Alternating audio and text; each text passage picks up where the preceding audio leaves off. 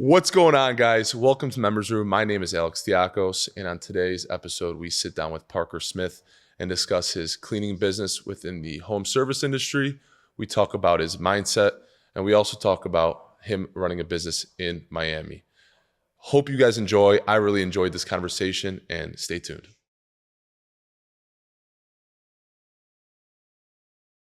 Well, Parker, I appreciate it. Thank you for coming on the podcast today. Yeah, absolutely. Parker Thanks for having Smith. We can start off by talking about your early life and how you started. You were in soccer and how you got into entrepreneurship. Yeah, absolutely. Well, I think those both stem back to being very young. I started entrepreneurship selling sticks of gum out of my locker in middle school. Would go with my mom to Costco, or it was Sam's Club at the time, right by my house, and I would buy the big pack of extra gum, and it would be like 8 packs, and each pack had 15 pieces in it, and I could buy that whole pack for like $4, and I could take it to school, and I could sell them at 25 cents a stick. So I could basically make $4 a pack and buy the entire, margins, yeah, right. So I could turn a $4 buy into $30 of gum, and that was my kind of gateway drug, if you will, into entrepreneurship. And then I got in trouble with the teacher, got the phone call home to dad, your son's selling stuff out of his locker. And so that got shut down. And then from there, it just kind of was always, okay, what's the next thing? What's the next thing? What's the next thing? Yeah. All these teachers at school are always very anti-entrepreneur, right? Because whenever kids are trying to sell, I remember back in high school, kids would be trying to sell like bags of chips or whatever. They'd always get like in trouble for it. Yeah. Like let them be, Yeah, I think it comes from the right place. It does. It comes from the an idea of like your customer is not an informed customer, right? And when you're selling to 12-year-olds, 11-year-olds, it's like, okay, yeah, they don't understand the value of money yet. They don't understand anything. So I understand why they do it. Of course, I wish there was a little more encouraged, but I can see that the reasoning behind it. And you're real serious with soccer in high school and also going to college, if you want to get into that a little bit. Yeah. I played soccer in high school, played at Division I in college, and then played briefly professionally after college. Soccer was my whole life, honestly. I really thought I was just going to play soccer forever. So I always felt like I would be a soccer player who did business on the side, and then when I retired, I would go more into business. Like so many of these high-level athletes we see, they have a big long athletic career, and then they use the money that they make and the relationships and the fame or whatever to then transition into entrepreneurship, own businesses, real estate, whatever. I kind of felt like that would be my path, but I was never that good at soccer, right? I always say I was like a fringe pro. Like I got signed, I played a professional game, I won a man of the match. Like I ticked the box, but it was never going to be a lifelong thing for me. I just wasn't good enough to be someone who could have a 20-year career. But I mean, it was my life. Yeah. There was nothing other than soccer to me for a long time. During your soccer time, were you also looking into different entrepreneurial journeys or anything you can do while continuing soccer? Yeah, man. I mean, I always have loved money, and sometimes for the right reasons, sometimes for the wrong reasons. But ever since I was a kid, like even just the idea of having money, I liked, and the freedom of choice that it allowed me. So I was always looking for something, right? Like I started a clothing brand in high school, and then when I went off to college, I was like kind of early to the NFT crypto craze and all of that, and got involved in that, doing some like freelance consulting and stuff because I was in blockchain pretty early. So I actually knew a lot more than most people. And I did some like SMMA type of stuff. I did a whole bunch of stuff, basically anything that caught my interest and that I was like, okay, this is a quick speed to market. That's what I loved. Anything I could start and get rewarded pretty much right away, I was all over it. Yeah. And I heard a lot about your journey within crypto and everything. Were you more so an investor? I know you're talking about you were doing NFTs. Were you creating NFTs? What were you doing within that field? Yeah, man. I mean, honestly, that was actually the most successful venture that I ever had. Was on the short term. I'm sure I'll do things cyclical. Much bigger than Crypto that. is very cyclical. Yeah, so, and I got into NFTs first as an investor. got in early on some good projects, made some good money, was like, okay, like I'm really getting my footing here. And I knew a lot of the technical aspect of blockchain, crypto, NFTs, tokenization. And so I've coupled that with my excitement and like the, just like the fact that I love being in the Discords and being in communities and like, that kind of energy coupled with the knowledge to start ultimately doing like freelancing for projects where someone would come to me, they'd be like, I'm going to launch a project. I want somebody to help build the community. I want somebody to help advise on strategic decision making on the blockchain side. So I would come in, I'd take a percentage of equity or a percentage of, whatever we could sell. But it was always, contingent upon the success of the launch. So, I never put up capital. I never was like a founder or an owner. It was always more so like bringing me in alongside of a company to try to get it to the next level and give me a slice of it. That's very interesting. So you were basically an independent contractor who would go to any project, bring in customers, and would you mod the Discords as well? Like monitor them, create them and everything? So it started there. It started very like entry level, like moderating Discords, simple stuff like that. And eventually grew to like full scale, like, okay, I'm bringing in the moderators. I'm, developing our marketing strategy on Twitter. I'm developing, like I was doing all that stuff. And so the biggest project I was ever a part of, I ended up having like a 30% revenue share in a project that did $2 million in a day. Wow. And I owned 30% of the revenue. So, and granted, the guy, if you're watching this, Matt, F you, he only paid me about a third of what I was promised. And I was a 20-year-old kid. He was in Australia. Like I had no means of getting that money from him. We didn't have a contract. It was a handshake agreement. So, I still made $200,000 in 48 hours. Yeah. But it could have been a lot more than that. But then, I just got too high on my high horse thought I was invincible and kept reinvesting, kept looking for the big one, the next one, then started buying equity in projects and investing capital. And then, the music stopped very, very quickly. Well, I definitely want to get into poor partnerships later. Yeah. This. But going back to how you got your customers for these projects, what were your main strategies, marketing? Yeah, man. It was Telegram. It was Twitter. It was TikTok wasn't even really like a thing. Like it was a thing, but not in the way that we know it today. We didn't have a lot of users there.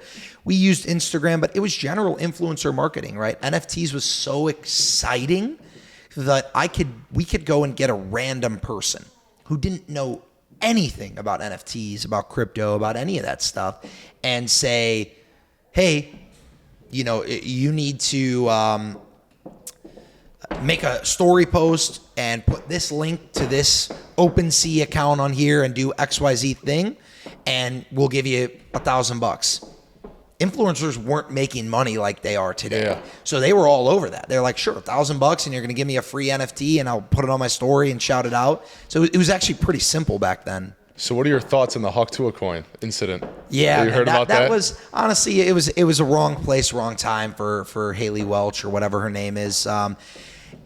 Somebody knew that she knew nothing and took advantage of it. Yeah. Honestly, it's her managers that should be just like, they should be on a noose. If you're her boss, her CEO, for not whatever, advising her correctly, yeah. Everyone is gone. I mean, I'm literally firing every person that has anything to do with that, because the oversight to let that even play out that way was ridiculous. All like offshore developers, nothing guaranteed, nothing locked up. I mean, it was just like a shitstorm from the first moment. Because when you're a big time influencer, business owner, anything, reputation is one of the most important things you can have, because it takes so long to build up, but it could take a second to crash it down. What's your opinion on that? Yeah, your reputation is everything. I mean, in business, in relationships, in life. And the thing is, I think there's an expression that it's like good word travels quick and bad word travels faster. It's just like, that's how it is. You could do the right thing over and over and over again, and Slowly, everyone will start to find out that you're a good guy, that you do good business, that you're, someone trustworthy. But you do one thing wrong, and everyone will find out real quick that you screwed up. So it's accountability. It's just putting your hand up. And I think she did okay of just being like, hey, I really was in over my head. I didn't know what I was doing. I'm sorry. And I don't know that she made any money from it. I don't know enough of the specifics on that particular situation, but yeah, it really is. It's all you have, especially when your livelihood is just people liking you on the internet. I think the best course of action in a situation like that, or in any situation where something comes out where you may have done something done something wrong to somebody, I think just immediately take accountability and just try to move on from it. Just say, I'm so sorry. Whatever, just be extremely accountable for it, because that's all people want to hear is you accountable. If you start making excuses, that's where people are like, this guy's bullshitting, Yeah, no, I had a guest on my own podcast, Colin Yurkison. He was selling back in the Amazon FBA e-com, like the hype of that, the peak of that. They were selling automated Amazon stores for like $35,000, and people were buying this on credit. Like, so they were getting them approved for business funding. Then they were using all the business funding that they got approved for to then go buy these e-com stores. And I mean, Amazon just like patched and changed some of their rules. And, he was left with probably, I don't know the exact numbers, but let's call it even 30 people that were holding the bag on buying this. That's $1 million of money that he had, and then had to say, all right, this is wrong. I'm sorry. Take it back. I'm not going to endorse this anymore. I'm not. And that really is the only way to go about repairing a reputation at that point. Yeah. Now, to continue on from your story, you went pro in soccer. And then at what point did you say, I think I'm going to call it, hang up the cleats? Yeah, it was the perfect meeting point of several big moments in my life, right? My girlfriend at the time, now my lovely wife, she had just graduated from college. So she was free to move where she wanted, do what she wanted. We knew at this point we were going to start our life together. I knew that we were going to get engaged. I already had the ring, like everything. So and you guys were a high school. Yeah, we were high school sweethearts. Yeah, well, I guess it was right after she graduated high school. I was still in high school. So we started dating when she was a freshman in college and I was a senior in high school. So we had that kind of timing of her being ready to start the next chapter of life. And then I went through a bad knee injury, and I had a little bit of money from previous things that I had been doing, and some capital that I had held on to, where I was like, okay, I don't really need this anymore. I can try to do something else. And it eventually was just either I'm going to spend 9 months rehabbing my knee, try to get back on the field, maybe get another contract. Maybe I don't even get another contract, or I can just hang it up, start my next chapter of life, move into bigger, better things that are going to have a lot more longevity for me. And so I just decided to do that instead. Did you know what you were going to do, or were you just kind of like, waking up every day trying to figure it out? Yeah, man, it was a very weird first 3 months. I actually was living with my girlfriend again at the time in Wisconsin, just outside of Madison, and we moved there right after she graduated as her graduation gift, and then also as my engagement gift. She didn't know at the time, but I took her to Europe for 5 weeks. We went to Greece, the Greek islands, Spain, Germany. I'm blanking out. Austria, Switzerland. We were all over the place. The world tour. Yeah. So we were all over Europe, and we went there for 5 weeks. We did the kind of back part of the vacation. We met up with some of my family and then some of my extended family, and had this great trip. And we came back, and then it was okay, now she's starting work, and what's next for me? Because I wasn't playing anymore. We were back from this vacation. We were now living together, paying our own bills. We were out from mom and dad's house, and it was what's next? And there was a 2-month period where I was trying random things, trying to figure something out, and nothing really stuck. And then eventually I was like, okay, I'm going to keep trying entrepreneurship and I'm going to drive DoorDash because I need to make some money. Like my girlfriend is paying all the bills, or my fiance, I guess, we'd just gotten engaged. She's paying all the bills. I have a little bit of savings, but not much. And so I was driving DoorDash in the evenings after she would go to bed. I would go and drive DoorDash from like 10 p.m. to 2 a.m.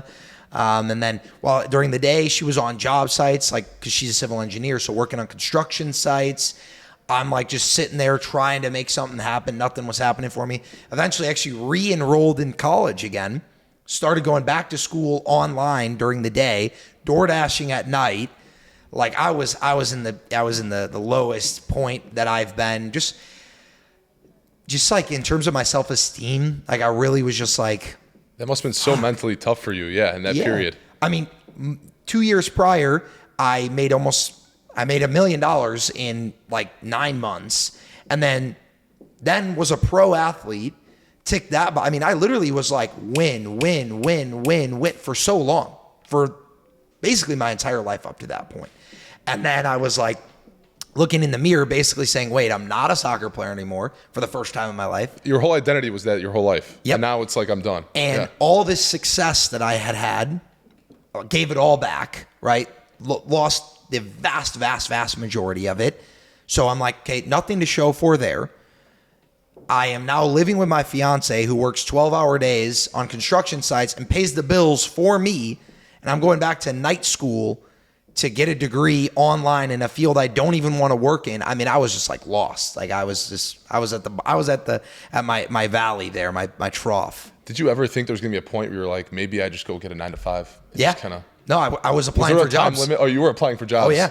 Before you found your next venture. Yep. I was actually like I basically had a come to God moment. I was looking in the mirror and I was like, okay, it's either I go work as an Amazon delivery driver and I make $35 an hour, or I give myself one more try.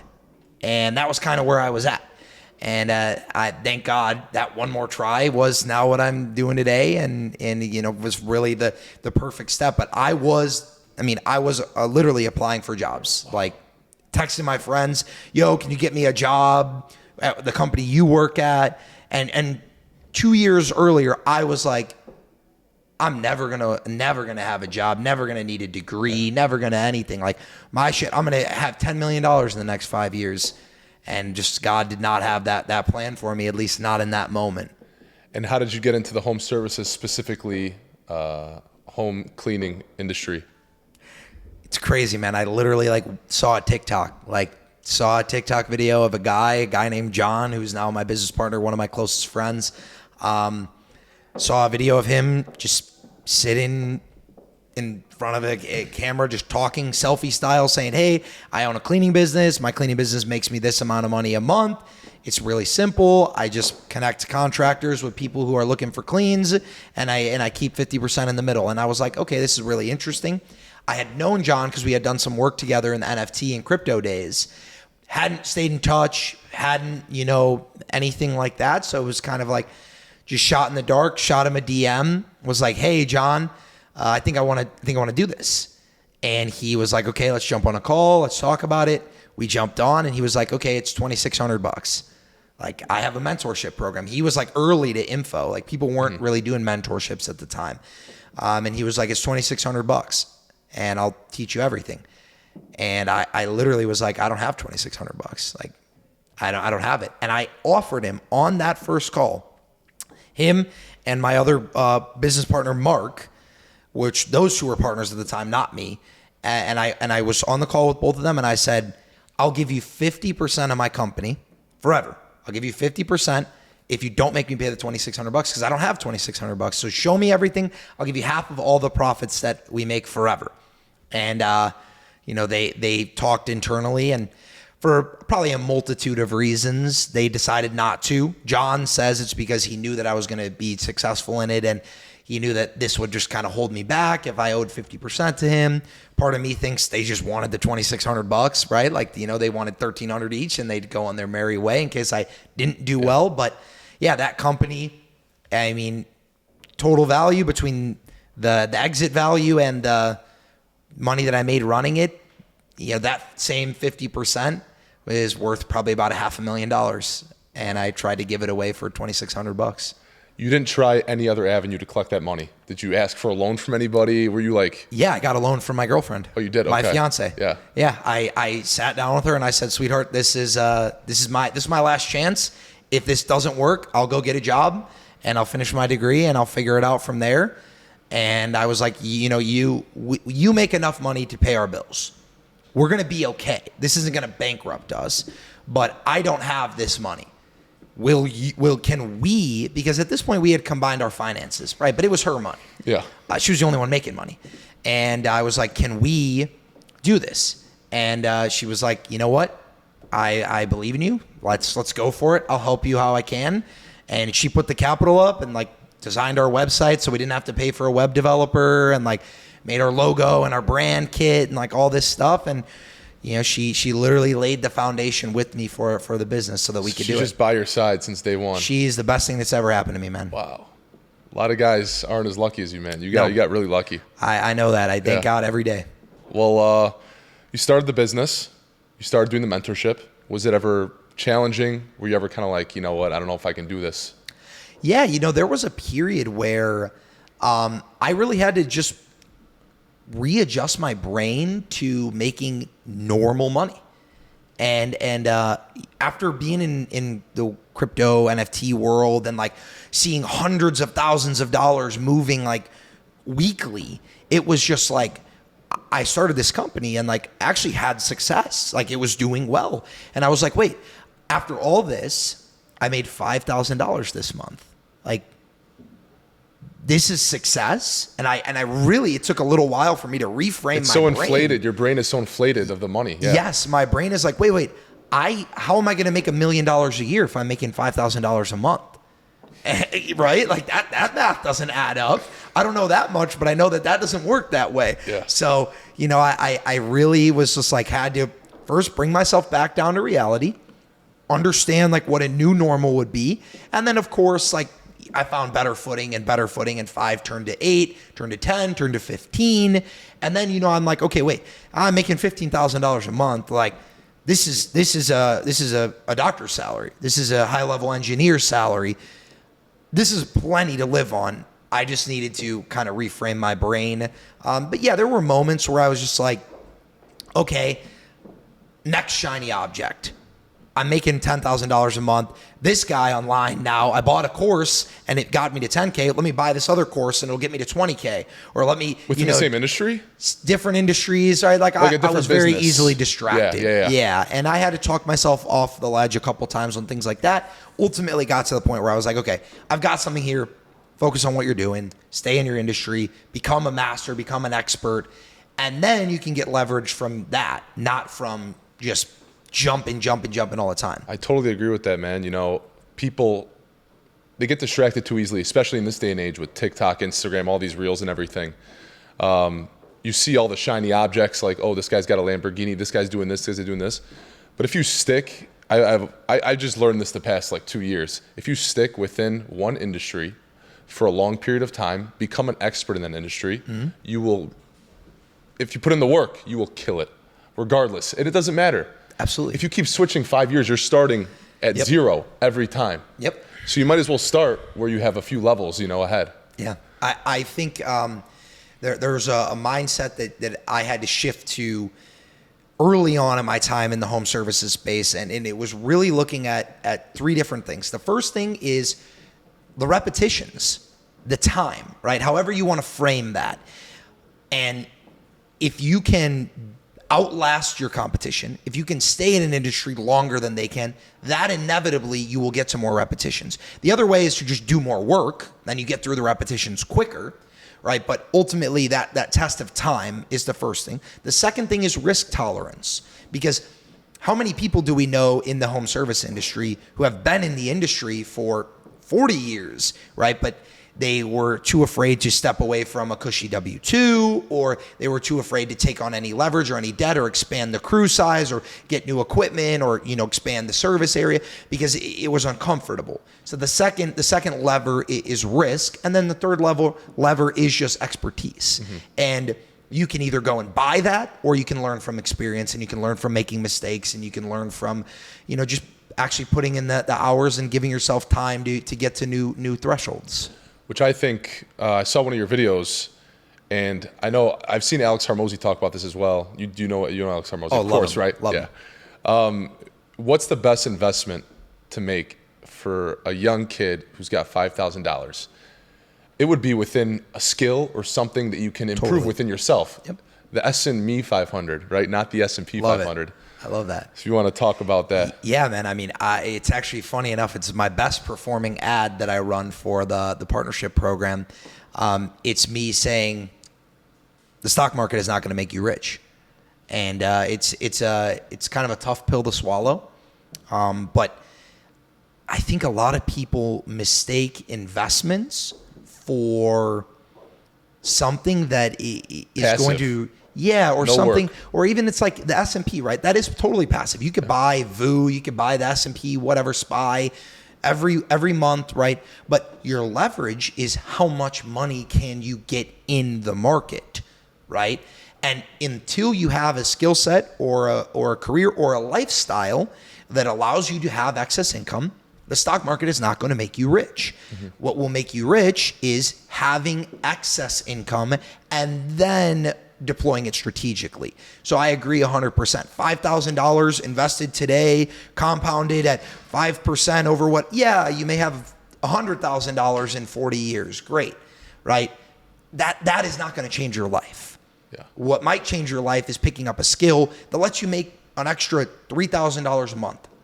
That's it. $3,000 a month. Now that's $36,000 a year that you're putting into the S&P 500 for the next 40 years. That is millions of dollars. That is life-changing money. You're an exact case. You put in $2,600, and now you have a very successful home service business. Absolutely. Absolutely. So take the audience through kind of from acquiring a customer to delivering your service. How does it? I know it's a little lengthy, but no, I can streamline this. Go ahead. Thankfully I've talked to. Have you done this a few times before? I've talked this through maybe about 500 times in the last week. So, it's very simple, right? The business model, for anyone who doesn't understand it yet, we call it drop servicing.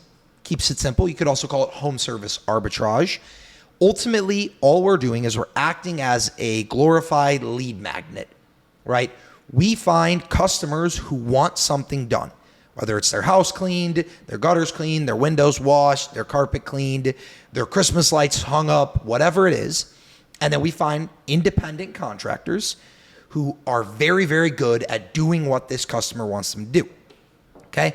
The issue is these two people will never be able to find themselves on their own, because this contractor has no idea where to find a customer. They're not business people. Exactly. Yeah. And this customer has no idea where to find a contractor, right? So this customer is just going to go to Google. They're going to go to Yelp. They're going to go to wherever, and they're going to just search up cleaning company near me, right? Mm-hmm. And this contractor is going to only rely on word of mouth, referrals, friends, family. So they may have some work, but they're never going to stay busy enough. So all my job is to pop up in the middle of the two.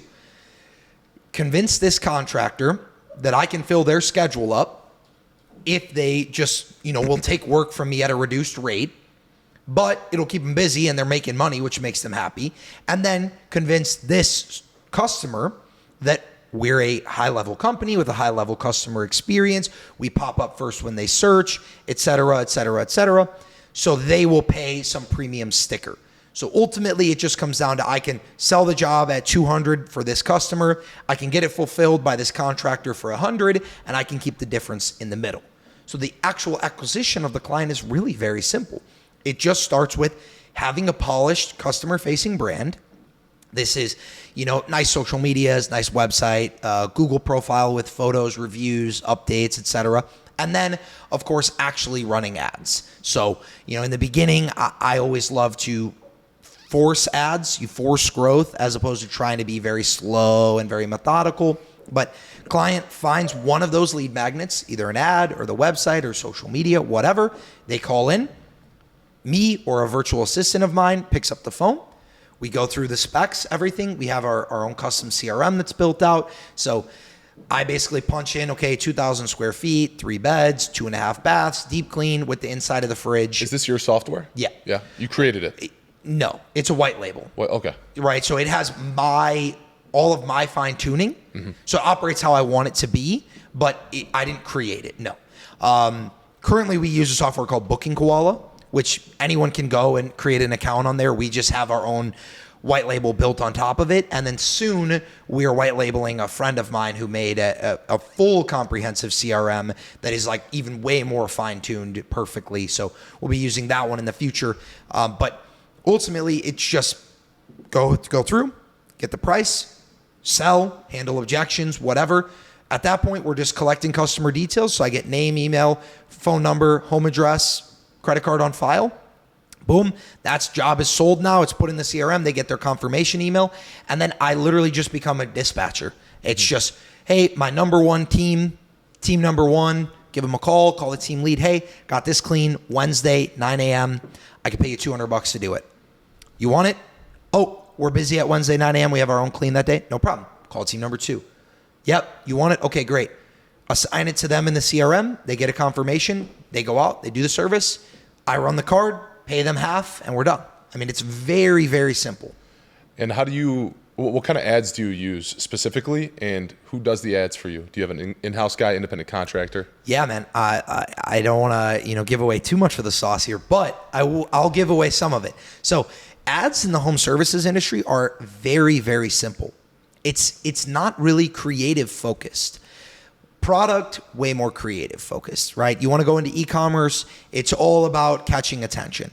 In the home service space, it is really about presenting reputation, okay? It's because ultimately, if I want my place cleaned, I'm going to look up cleaners. I'm going to go who shows up near the top of the page and has great reviews. If you can nail that, you're winning, okay?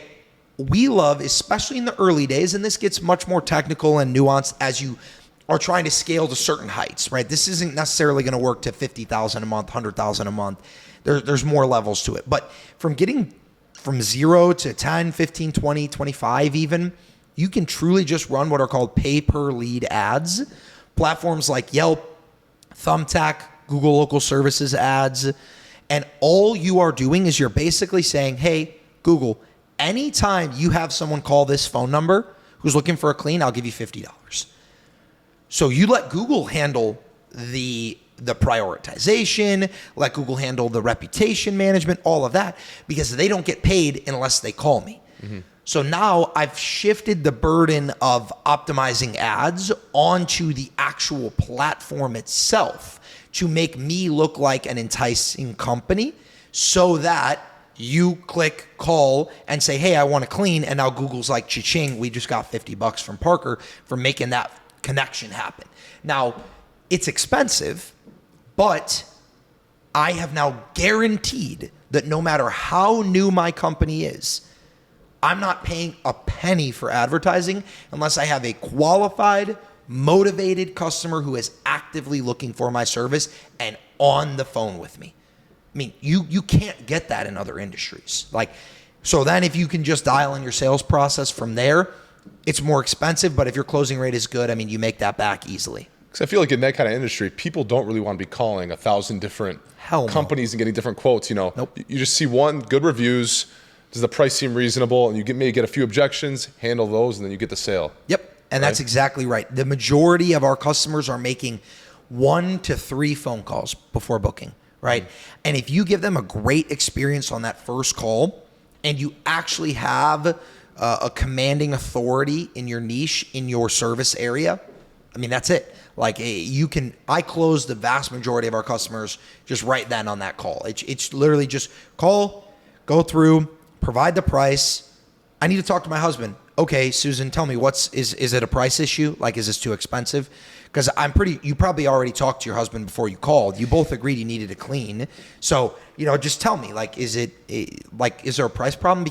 And I'll literally tell customers this. I've gotten a little bit more comfortable to the point on the phones where I'll actually just be like, Susan, come on, nobody calls me back. It's all right. You don't have to lie and say you're going to talk to your husband. Tell me, is it a scheduling issue? Are you not sold that we're going to be able to give you the service that you want? Or is it just a price problem? Oh, well, in all honesty, I thought this was going to be $200, not $350. Totally get that. Susan, what we can do for $200 is we can do this. And then I just downsell. And then I just sell a package that's cheaper, that fits in her perception of what a realistic spend is. And then I just bring her expectations down, make sure it's aligned to the $200 tag. And then I'll just sell that way rather than, oh yeah, sure, Susan, go talk to your husband. I'm never going to hear from you again. And that's it. So besides that one, what are some of the other objections you get and how you handle them? Like the biggest ones. Oh, I mean, everything is price, right? It's Yeah. all a masquerade of price. It's always, I need to talk to my roommate, need to talk to my husband, need to talk to my dogs, nephews, cousins, goldfish, right? It's somebody that they need to speak to before they can book a $200 clean. It's like, you don't actually need to do that. Or it's purely like an availability thing. You know, it's just like I need it tomorrow morning at 9 a.m. Because I'm having a party, I'm having guests over at 1. I didn't have time to clean today. Can you meet that parameter? So, normally it just comes down to having good enough fulfillment and good enough availability. I made a video about this yesterday, but product market fit, I always say in the home services industry, or really in any industry, it comes down to pricing. It comes down to availability, and then I believe the last one that I said was, the service quality. Like, if you have a good service, you have good availability, and your pricing is reasonable, there's really no reason for a customer to turn you away. Of course, we get the rate shoppers who they will not book on that first call. They need to call 10 companies before just to make sure they're getting the best value. Those people are just not my customers. Yeah. Alex Harmozy, obviously you know him. Once, I remember he talks about price objections all the time in his sales. I think one of his funny counters to that is, I could do it for more, just to kind of show the value you're getting. Like, you're getting a great deal right now. I should be doing this for more. Absolutely. And they're usually like, no, like, we'll keep it the same way. Yeah. And I think one of the biggest issues people either don't understand or haven't found a way to circumvent in the home services industry is that most people, for a task like cleaning, view it to be just like a disposable thing. Like, either they view it to be not necessary, so they're calling and they would love to get a deep clean, but they really don't need a deep clean. So if they're not happy with the price, they just don't book because they don't need it, or they just view it more of like a commodity, like gold is gold, oil is oil. Cleaning is cleaning. If I can get a $100 clean or a $500 clean, it's the same. Why would I not get a $100 clean? And they don't understand that there's drastic differences in quality. So that's your customer who calls in, you quote them $400, they say no way, they call us a cheap company says $200, cheap company goes out, they get all pissed off because the service isn't any good, they leave a 1-star review, and then they repeat the cycle next time. And those customers, I thank God that I didn't have them, because they were never going to be happy. I wasn't going to make any money anyway, and it's just better to not waste my time at all. How important is that to have qualified customers? Because always the worst customers, or the customers who always give the most problems on the sale, are always the worst customers, right? Yep. If you want to explain some of your experiences with that. Perfect experience I had 6 weeks ago. I remember it clear as day. Customer calls in. They want a massive move-in clean. It's a huge house, like 4,500 square feet, 6-bed, 5.5 bath, carpets shampooed, inside of all the appliances, inside of all the cabinets, everything, the whole nine. All the bells and whistles, everything. Right? So, I go through, I line item everything out. I'm like, okay, this is like a $1,300 clean, right? I will give it to you. If you do the carpets and the deep clean together, we'll do it for $1,100. Okay? They call back. Or no, on that call, they're like, hey, can you do it for $1,000? Okay. Sure. Nickel and diming, okay. Yeah, I'm like, it's 9% of the job total, whatever. Yeah. I'll do it for $1,000. They're like, okay, so it's $1,000 with all this stuff in there. Yes. Okay. Then they call back 6 hours later, and they're like, hey, we actually want to remove fridge, oven, this. They want to remove X things. And we saw on your website that the fridge is 50, the oven is 50, but they obviously are purposely not taking into account that they already have a 30% discount on the total service price. So now they're like, well, all these line items are $200, so we want to, get rid of all those, and now we want it to be $800. And instead of me being like, well, you've already got a 30% discount, so those are actually only $35 line items, which means they only total up to $100. So I'm not going to do. I was just like, yeah, sure, whatever, $800 sounds good. Then we of course show up late to the service, which That's shame on my team, not on the customer. But we show up late, and as soon as we're outside of the grace period that we tell them to expect, which is 30 minutes, 31 minutes, they're calling, hey, we're held up from going to an appointment now. We're thinking we should just cancel this whole thing. Can you give us a discount? Because now we're wasting all this extra time. Sure, I'll give you a 10% discount. Now it's $720. Service total is $720. We go, we do the service. Service is good. It's not fantastic, but it's good. They go around like microscope, taking pictures of every single little tiny thing they can find in the whole place. They end up just like going on a tirade, pissed off about all this stuff, blah, blah, blah. Ultimately, we settled that I was going to charge them $500. Just let me cover my costs. Just like I made a mistake even talking to you guys at all. So I ended up charging them $500, and then they still go and leave a 1-star review on Google, on Yelp, on everything. I'm like, of course. Oh my God. Spent a total of 3 hours of my life working with these customers. Made $40 maybe after my processing fees, my lead cost, and paying my cleaners because this price got so cheap of the job, and got 3 1-star reviews across the 3 platforms. It was just like unbelievable. I'm like, I walked right into this. So how did you learn from this? Are you going to kind of watch out? And if you get someone similar to that from the start, you're going to be like, I don't know if we can work together. This is the price. The price is $1,100. Price, yeah. If you book right now, sure, I'll do it for $1,000. Don't call me back. Like, we're going to see the time of the service. So, and ultimately what I'm probably going to end up doing is saying, I'll never do that again. And for 3 months, I'll be good and I won't do it again. And then, in come November, somebody will want another big clean, and the pain will be long enough removed for me that I'll have forgotten about it. And then I'll probably do it again. I'm sure I do it like every 4 months at this point, but it just is what it is. It's the cost of doing business. And how important are reviews for you? And how do you ask your customers after if they can leave a 5-star review? Yeah. So I know it's very important for getting I'm going to give leads. some game here. So reviews are everything. Any service-based business, reviews are everything. Reputation, right? that's all it is. That's it. Yeah. It's all that matters. I tell my new clients, my new partners when they come in, I say, if you get to 100 5-star reviews, there is no possible way that you could be making less than $10,000 a month. And I just say, you want to make $10,000 a month? Get to 100 reviews in the next 3 months. Get 1 review a day for the next 100 days. I guarantee you will be making $10,000 a month. None of them do it, right? Because it's hard. It's really hard. But that is the importance of a review. There was some study that we looked at. They value for one-time services alone, the value of a 5-star review is somewhere between like $35 and $50 for a company in the cleaning industry. So you make the ticket higher, that only gets higher and higher. And that doesn't account for your recurring customers. Because if you get somebody who gets on a bi-weekly because of good reviews, I mean, the LTV on that is infinite, essentially, if you keep them happy forever.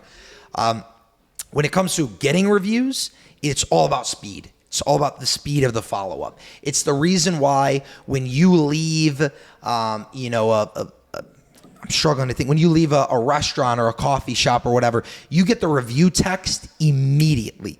It's because 1, you're way more likely to fill it out then, and 2, you haven't had enough time to soak in all the details of the service and get really pointed. So you let someone sit for a week, you let someone sit for 3 days, even 24 hours, they have had enough time to go kind of look in the corners of the room and see maybe this is a 4-star, maybe this is so we want to get to them right away. I'm going to call myself. It's one of the few things that I don't automate. I want to do it myself. Hey, this is Parker, owner of Madtown Maids. I know my team, Natalie's team just wrapped up there. I just want to make sure how was everything, because I'll send them back out there if anything was missed. Right? That frame, immediately we've disarmed the customer. They love that. They love that. They're like, you know what? It was great. I really appreciate you giving me a call. Natalie was excellent. Hey, Natalie gets a bonus, just so you know, for every 5-star review she gets. Totally up to you. But if you want to basically give her a tip for free, go ahead. I'm going to send you a review link. Just mention her name in it. And she gets a $20 bonus for every 5-star review that comes her way. Still feel like a bad person for not doing it. Like, if I don't do it, like, for she sure. loses out on I'm money. basically like, hey, it's a free tip. Do you want to tip Natalie $20 and it doesn't come out of your pocket? It comes out of mine. It costs you 30 seconds. right? And all they have to do is write Natalie's name in the review. So now they're also can't just go 5-star submit. They have to say, we had a deep clean done today. Natalie's team came, they did a great job. They were super friendly. Boom. That review may cost me $20. But like you said, $35 to $40, you're doubling it. And that's only on the one time. On the LTV of these customers, it's infinite. So, I mean, I'll do that value, 10 times out of 10. value. Yeah, LTV, lifetime value. It's all about that in this industry. The reason why cleaning is still such a great industry, despite, the fact that it is lower ticket, is that it's recurring. Yeah. I mean, I am getting paid from customers that I sold 18 months ago. Because they keep wanting to use you. Because they just are on the books every 2 weeks. They love their cleaner. They like me. And it's just part of their budget is every 2 weeks they pay $200 for a clean. Like there's not even a conscious thought about it. And at that point, that is where this becomes lucrative. I want to go back to a story. You brought up how you call immediately after when it's fresh in their mind. I forgot who said this, but there was one business where they hired one lady to work 8 hours a day or whatever. Yep. No, she worked 24 hours a day. She had to answer every lead that came in.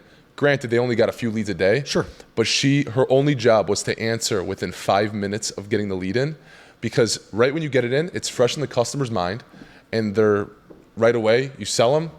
And that's the highest opportunity you have to sell them. Absolutely. Is 5 minutes after, right? Yeah, we call it speed to lead, right? It's everything, right? It's everything for review collection, but it's even more for closing clients, for customer acquisition.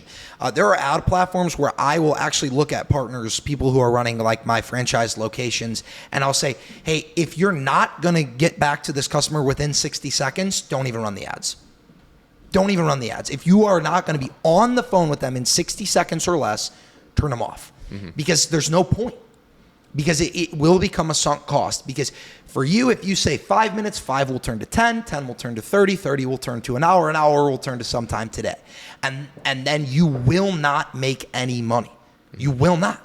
If you get on the phone with customers immediately, how can they say no? You've already, one, shown them that you're the most responsive. If they have a problem, you're going to be on them just as quick as that. I have customers who sometimes, when in my early days, when I was just like bootstrapping this and my eyes were glued to the monitor all day, I would have customers where they would pick up and I'd be like, hey, this is Parker with Madtown Maids. I just got your inquiry you submitted on Thumbtack.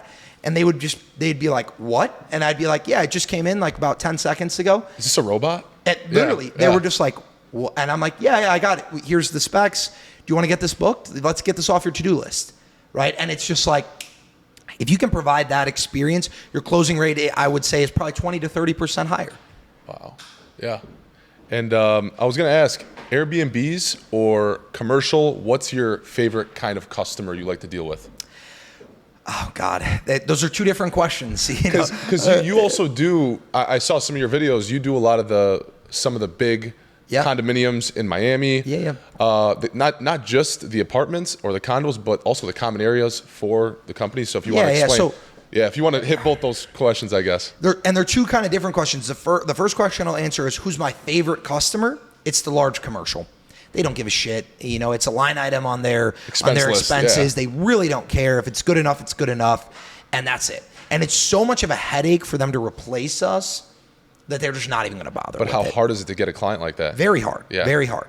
Now, on the flip side, you have like your Airbnb clients, and they're almost the opposite.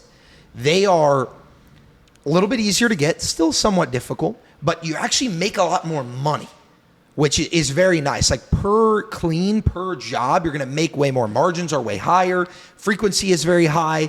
It's all excellent. Recurring. Yes. Yeah. But they're normally the biggest paying customer because it's a business to them. They're a small business owner. Most Airbnbs are ran and managed by, individuals who just have the space. So they need everything to be perfect. They always want same day turns. They want you to do the linens. They want you to check if the soap's low, if the toilet paper is low, if the paper towels are low. So there's just a very high level of scrutiny. But I think that they're actually the most lucrative play in the industry. And how have you gotten those bigger commercial clients? Because obviously it's very difficult when there's like a 700 unit building going up in Miami. How do you approach someone like that? Yeah, I always say in my cold outreach workshops, I run a cold outreach workshop every week inside of our partner program, and I'll just cold call live, and I genuinely believe that cold outreach is the best way to get large commercial, but it just comes down to saving your time and not letting yourself get bogged down by it. People want to give a whole pitch. They want to have a 60-second elevator pitch. Every time they get on the phone, it's like, how many dials can you make a day if you're going to do that? 100. And now you've wasted 3 hours and you got one person who's potentially interested, because it's a 1% conversion rate.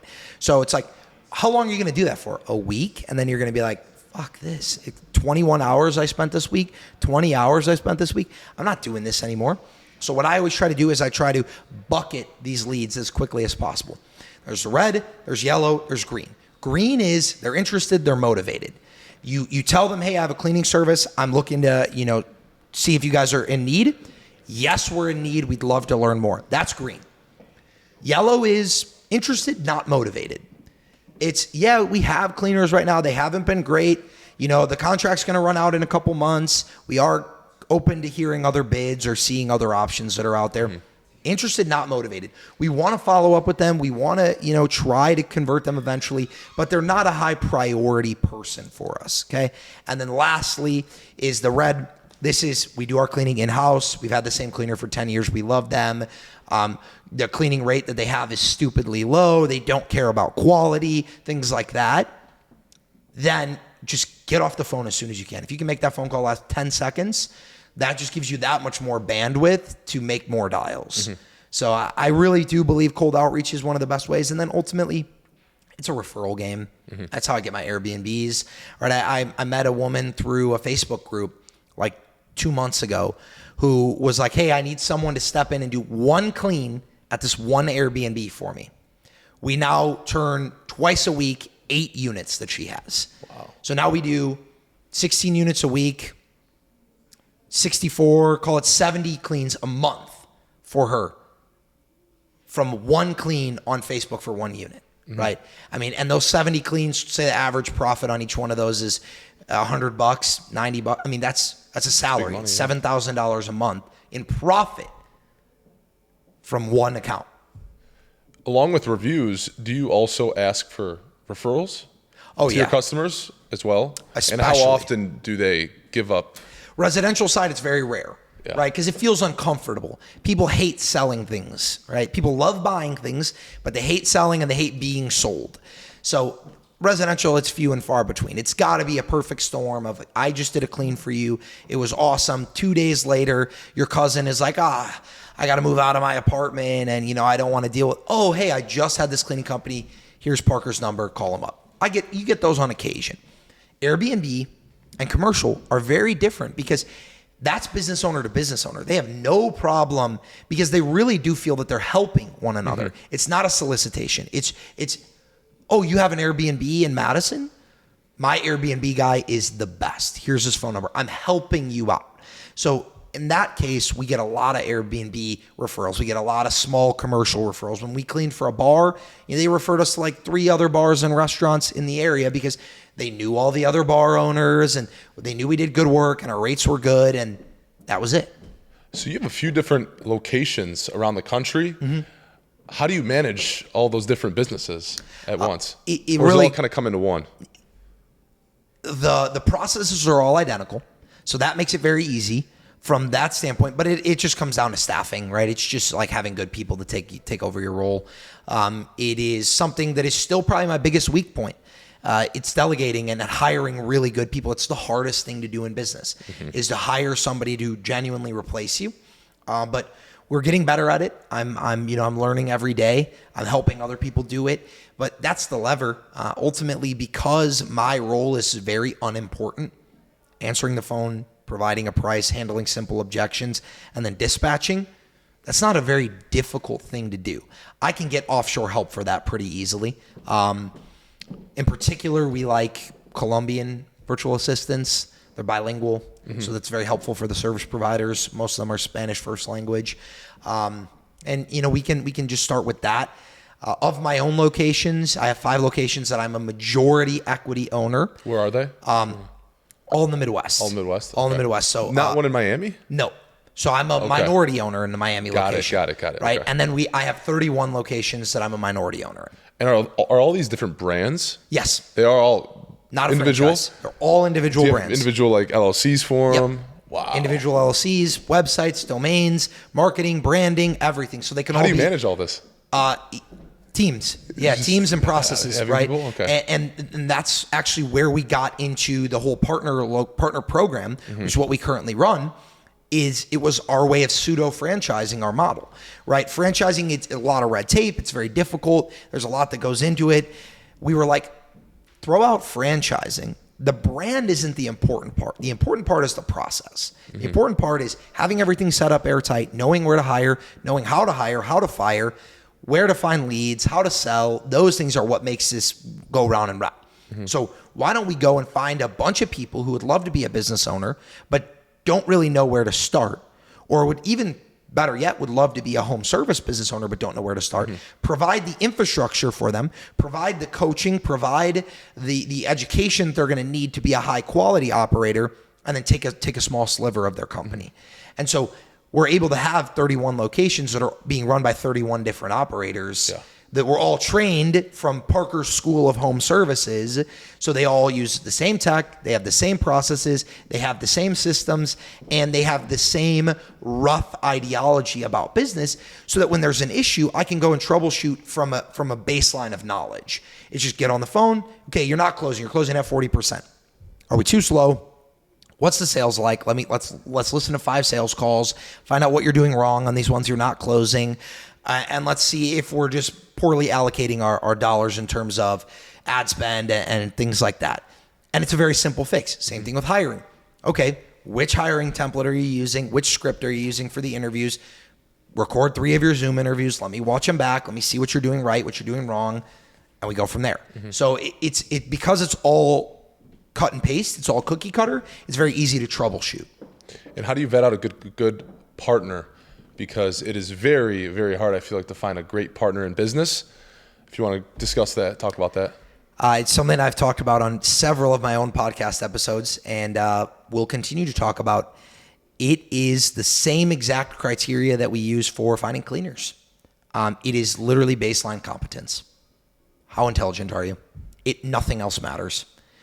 Do you have capital to pay for the startup costs of the business? Because the business costs, if you want to do everything right, have money to spend on ads, have everything, it costs around $10,000, which in the scheme of having a business that can easily make $3,000 to $5,000 a month, can very attainably make 8, 10, 12, 15 plus.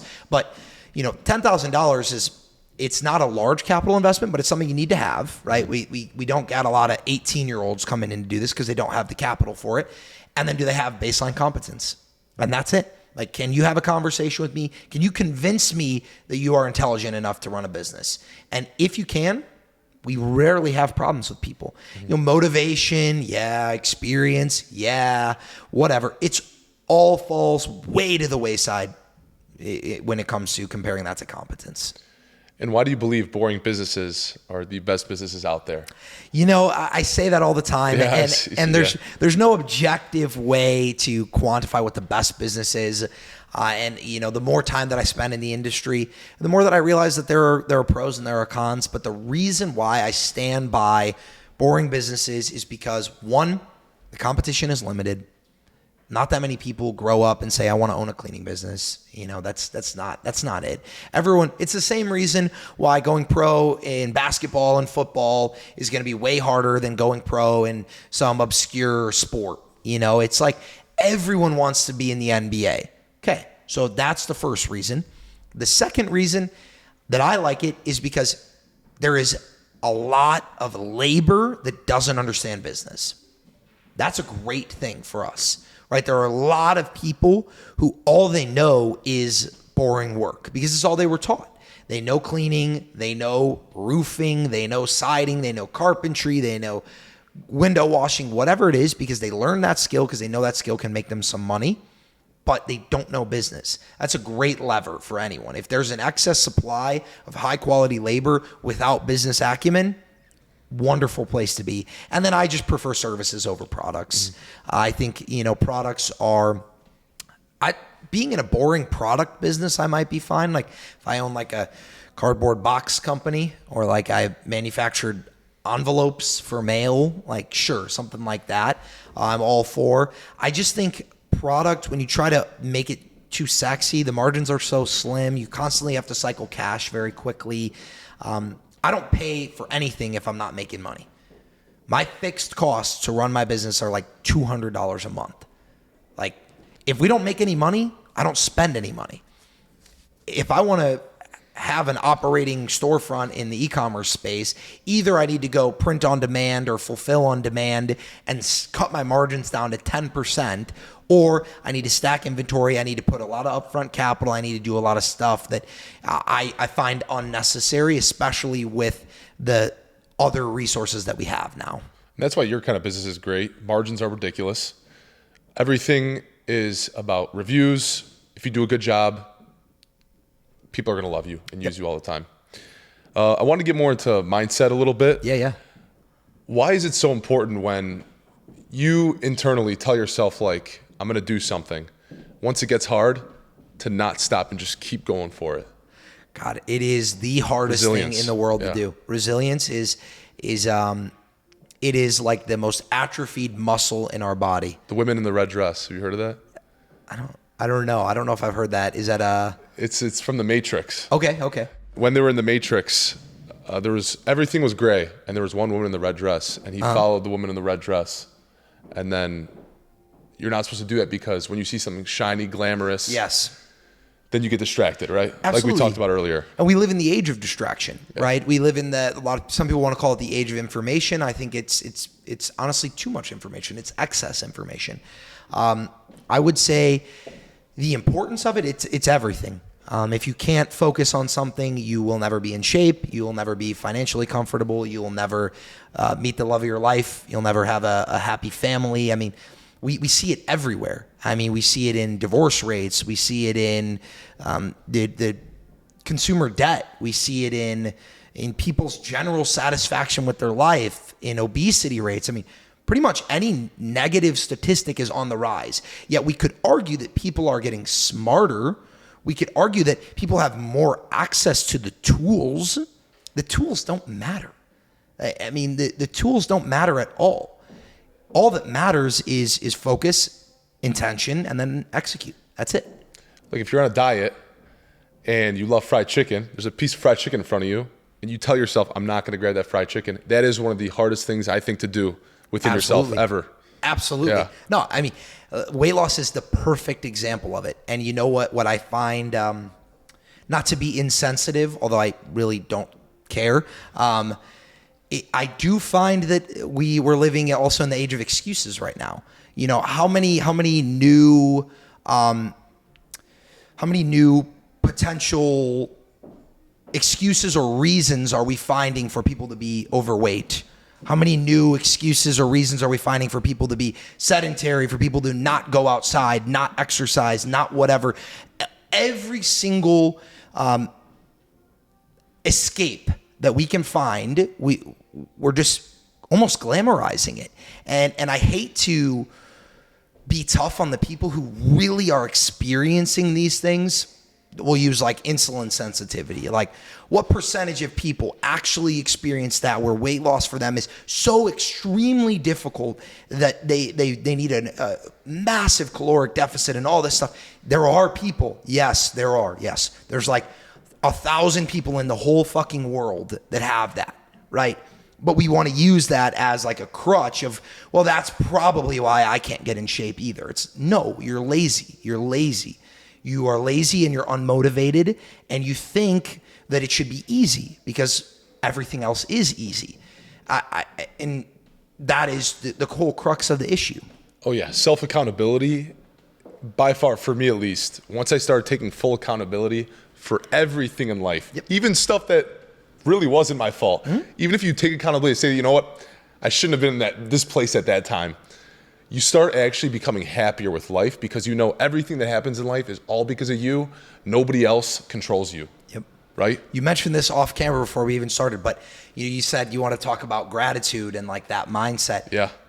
The birthplace of gratitude is self-efficacy, is understanding that you are in control, and that's good. And you're the reason for the good, you're the reason for the bad. Because if you genuinely believe, as so many people do, that you are a passenger in your own life, well, then your life will never get better. If your life sucks and you have no control over it, your life will always suck. Okay, yeah, throw in the towel. I mean, what else is there to say? Yeah, I wanted to get into one of your quotes I wrote down, the "you're right" strategy. If you want to get into the you're right strategy, Yeah, that you created. absolutely. And this was in the context, I'm assuming, of like you have somebody that is like being a naysayer. Was that the video that you had watched? Someone who's complaining about something. Yep. So I mean, the whole idea of it. The methodology, and this is shout out to Lucas Pachter, Squid Pachter. He's the guy who, he kind of coined like the method. The "you're right" method is it's simply like, a lot of times what people are either looking for is they're looking for an argument, they're looking for some resistance to their belief, or they're just looking for a way to victimize themselves further.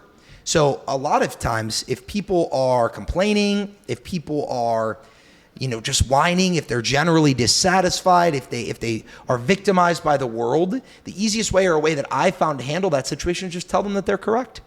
You're like, God, my life sucks so bad. Like, I hate my job. Like, this is the worst. How I'm never going to be able to keep doing this forever. You're right, man.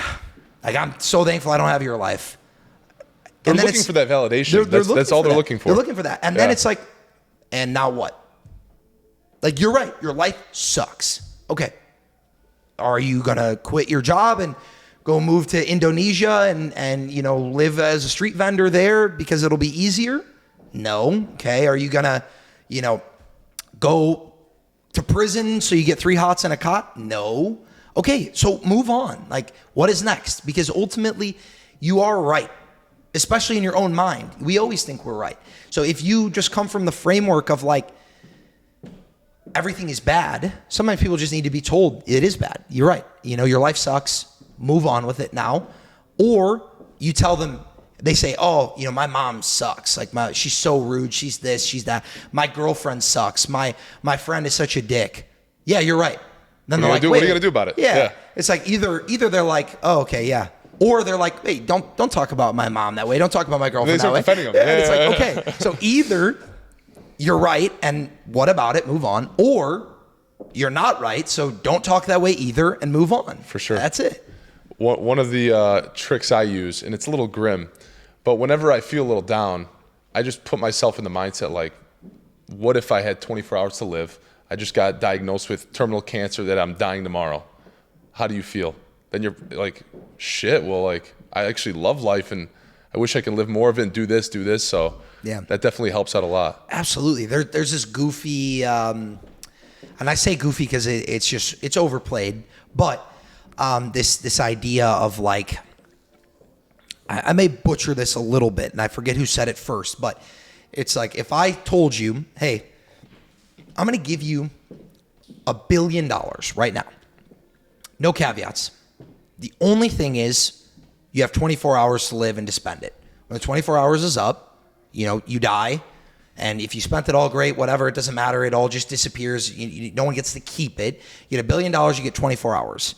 Are you going to take that? No one is taking that. In that moment, you've decided that waking up tomorrow is worth $1 billion to you. And you're going to let getting the wrong coffee order at Starbucks ruin your day. It's worth $1 billion to you that you woke up today, and you're going to let someone cutting you off in traffic ruin your day. You're going to let your job bog you down and ruin the next 40 years of your life. You're going to let something that someone said to you that hurt your feelings bog you down and ruin your week. Yeah. Like, that's worth $1 billion to you, because people don't view life that way. They view it as a certainty. We all view that like we're always going to wake up tomorrow. It's never going to be over. And so it gets much easier to fixate on the bad in that moment. A similar example I have to that is if someone asks you, would you rather be Jeff Bezos or be an 18-year-old broke high school kid? Any person will take the 18-year-old. Yeah. Because they have so much more life to live. A lot of time. Yep. People, you appreciate the time over the money when you're younger. Yep. When you're older, you appreciate being younger. Yep. Because what are you going to do with billions of dollars when you're 60, 70 years old? You don't have much time left, you know? Your best years are behind you. And the time is just limited. It's like the young broke kid wants to be rich, and the rich old man just wants to be young. And that's it. So the best way is to stay in the moment. Yep. Wherever you're doing, whatever you're doing. Appreciate being the broke 18-year-old. Yeah. Appreciate being the 30-year-old with kids. Appreciate every stage in life. Yep. And you will never regret a single thing if you live in the moment. Absolutely. There is not one time in your life that you do not have something else that someone else would want. You know, if you're 18 and you're broke and you have nothing, you have no skills, you're 18. You literally, with one right decision, could be decades ahead of everyone else that you know, right? If you're 25 and you're stuck in a career that you hate, and you're like, I'm not going anywhere, I'm not making enough money, I'm not whatever.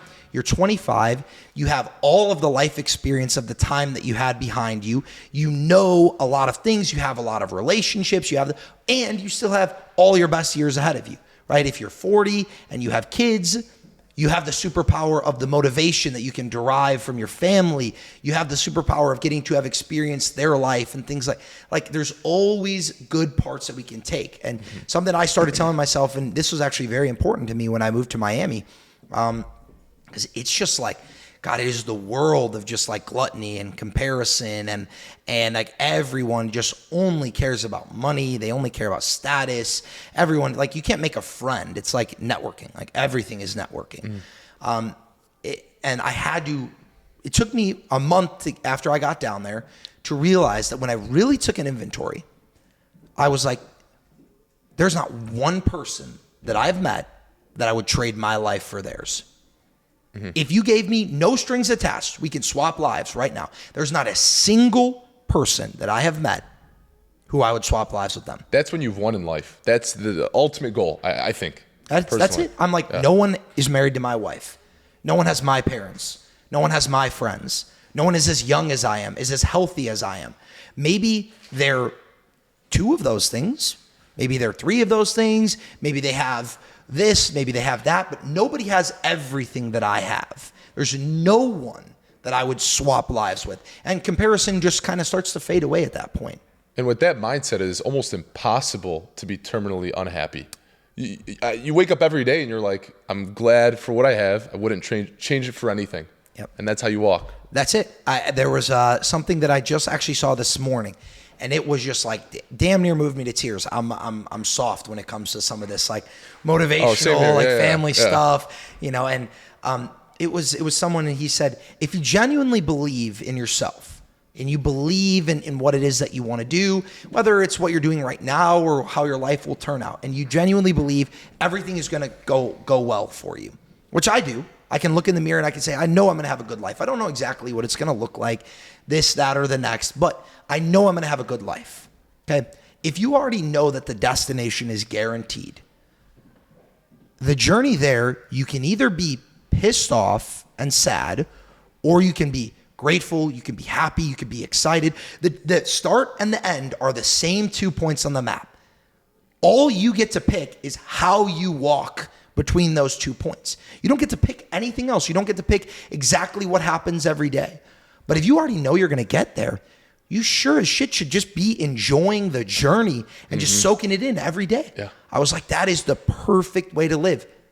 You understand this more than anybody because you were a college athlete, but every time I play basketball or go on a jog, after every workout, I think, I won't be able to do this in like 50 years. Move like this, play like this. You appreciate what you have, and you probably felt it after your ACL injury, or before you probably didn't appreciate having a good knee until after your ACL injury. Absolutely. I mean, was it ACL? Or? It was my patellar tendon. Patellar tendon. Okay. Yeah, very similar. Yeah. Still knee injury. Yeah. And I actually had a similar thought last night. I was playing pickleball. When I'm in town, I play pickleball with my mother-in-law. So we go to this indoor court and we play in this like open play. So everyone is a similar skill level, but some of these people are like my mother-in-law, they're 60, 65, 70. They've had a knee replacement. They don't move like I move. They're really good at pickleball because you don't have to move that much, but they don't move like I move.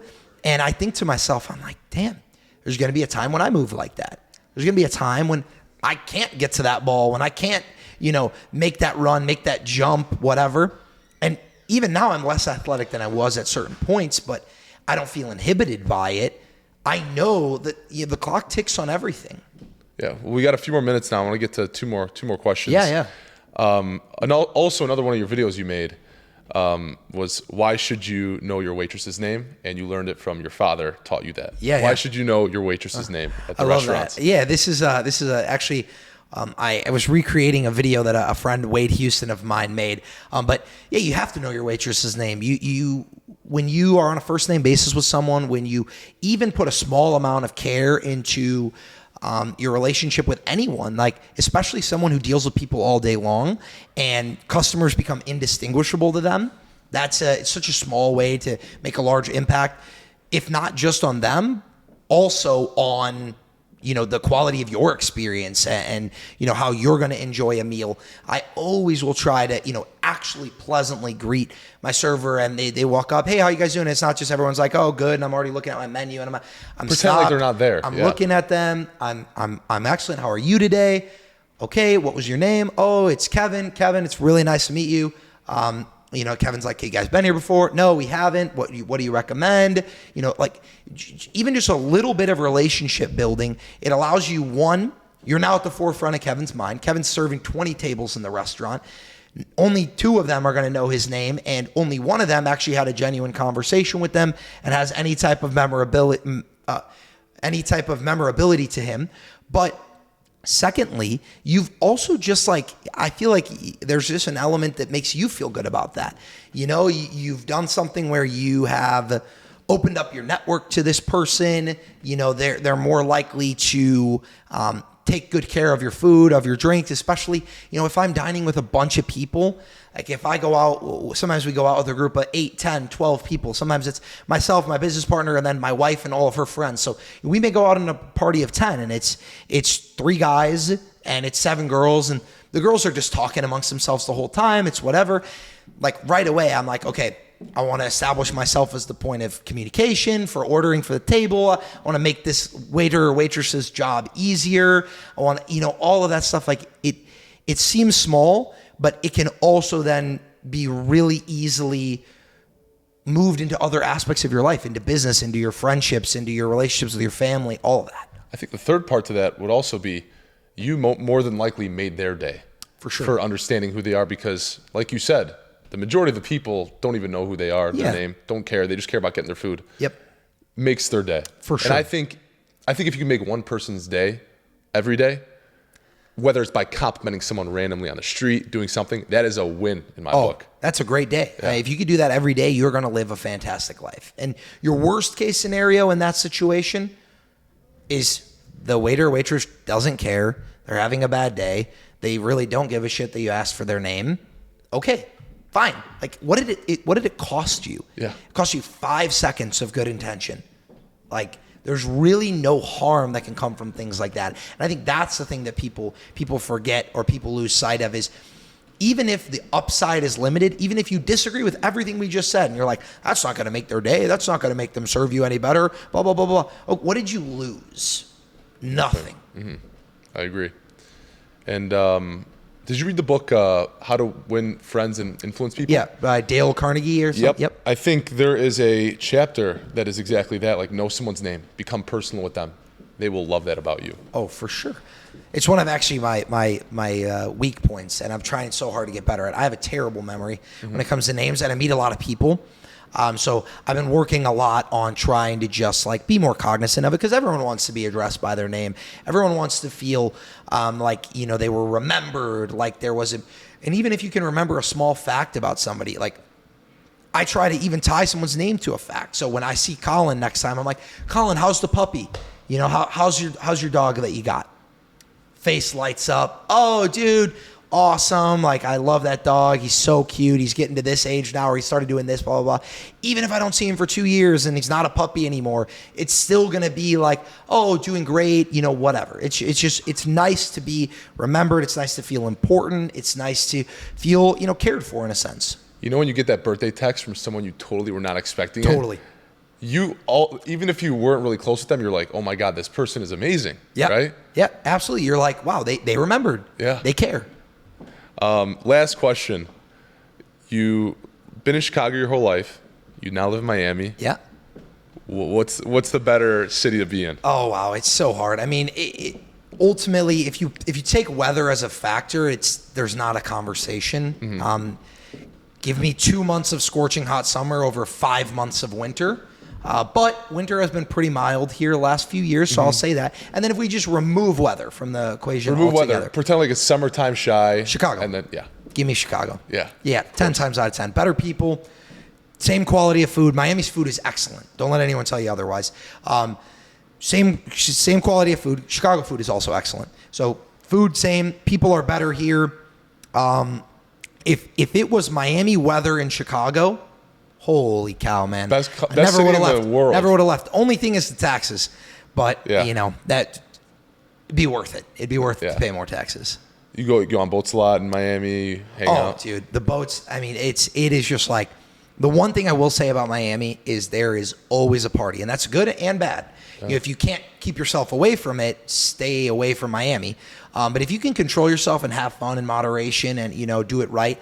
I mean, I have actually had maybe eight or nine guests at this point who have come visited me and said this was the best weekend of my life when they left. Wow. Like that is an experience in itself, being able to give people that. Like they come down, we're going to get a yacht, we're going to go on the boat, we're going to, you know, drink, have a party, have fun, we're going to come back, shower, change, we're going to go to a rooftop dinner at an excellent restaurant, we're going to go to a cigar lounge and have a cigar and a martini, then we're going to go to a nightclub, the nightclub's open till 7 in the morning. I mean, it's just like, and then we wake up the next morning, we're on the beach, then from the beach, we're going, it's just, it's amazing. It is a fantastic place to be. One, if you can afford it, it's very expensive. And then two, if you can, you know yourself, have limitations, have structure. Again, God bless my lovely wife, Emily. Like, that makes it so easy for me. Like, she's ready to leave the club, we're leaving the club. Mm-hmm. You know, she doesn't want to go out, we're not going out. Like, it's very simple. And it keeps me out of the places that I know I shouldn't be. Yeah.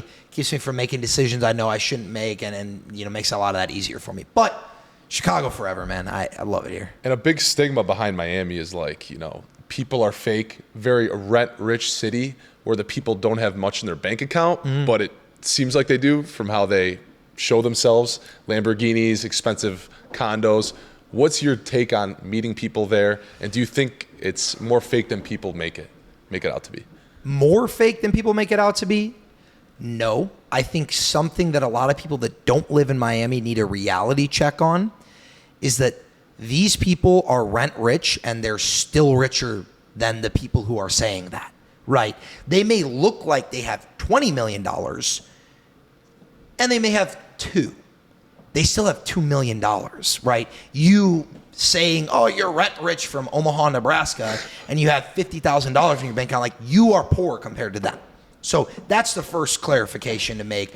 I agree, people act much richer than they are, like, but people are still rich there. Like I am not well off in Miami. Mm-hmm. Probably most other cities, I would be considered to be much more well off than I am there. And it really just is a hotbed for entrepreneurs, for wealthy people, for fraudulent, scammy people, but they still make fucking money. Yeah. I mean, so, you know, from that standpoint, yes, people act richer than they are. They're still rich, though. And rich is subjective. I'll say that. If you don't think having $2 million as a 25-year-old makes you rich, then they're not rich. I mean, I would say that makes you rich. And then people have a really fast burn rate there. A lot of these people also make, you know, maybe $500,000, $1 million, $2 million a year, but they spend 400,000 of that $500,000, or they spend 450,000 of that $500,000. So that does play a factor into how much is in the bank account per se. Now, in terms of the other question, the quality of people, there's not a lot of people from Miami in Miami. There really isn't. Like where I'm at in Brickell, I haven't met anyone who's from Miami. Everyone is a transplant. Everyone is from other places. So it is definitely attracting a certain type of crowd, right? And I am not perfect by any means. I have my faults. These people have their faults. They're different faults. But to say that they're bad people would be very short-sighted. My friend group down there is phenomenal. I was lucky enough to move down there and kind of get adopted into a friend group by my business partners. And, I mean, all these people are just literally normal people. Like, I could bring them to Chicago and bring them out with all my friends here, and you wouldn't even know who's from Miami, who's from Chicago, except for we'd be tanner and better looking. But otherwise, other than that, no, it'd be like personalities would mesh just the same. The last question, what is your favorite restaurant in Miami? Because I love it down there. A lot of great restaurants. It's really hard. Would you say for the experience or for the food? Give me both. For the food, if you love seafood, I love Joe's Crab. It is very popular. It's very popular. It's not a local hidden gem by any means, but it's excellent. I mean, the food is very good. The service is very good. Everything is just it's very, very good. I love seafood.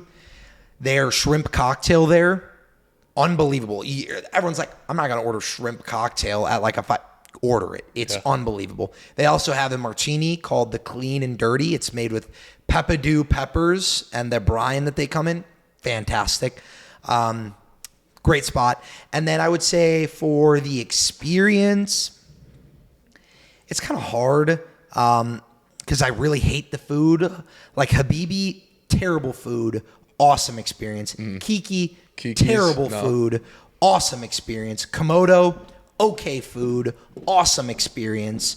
Komodo is probably the best blend of experience and food. And especially the sushi at Komodo, excellent. So yeah, if you're going there and you got one night, you just want to have a kick-ass time, you're going to go out to the clubs afterwards, like go to Komodo, get like a 9:30 reservation. You're there from 9:30 to 11 o'clock. They start to turn the music up, the DJ comes in, like that's a great experience. Cool. Well, if you want to let the guests know where to find you. Yeah. On socials. Yeah, absolutely. Podcast. It's at Parker J. Smith. That's Jay. So Parker J. Smith, that's YouTube, TikTok, Twitter, Instagram, everything.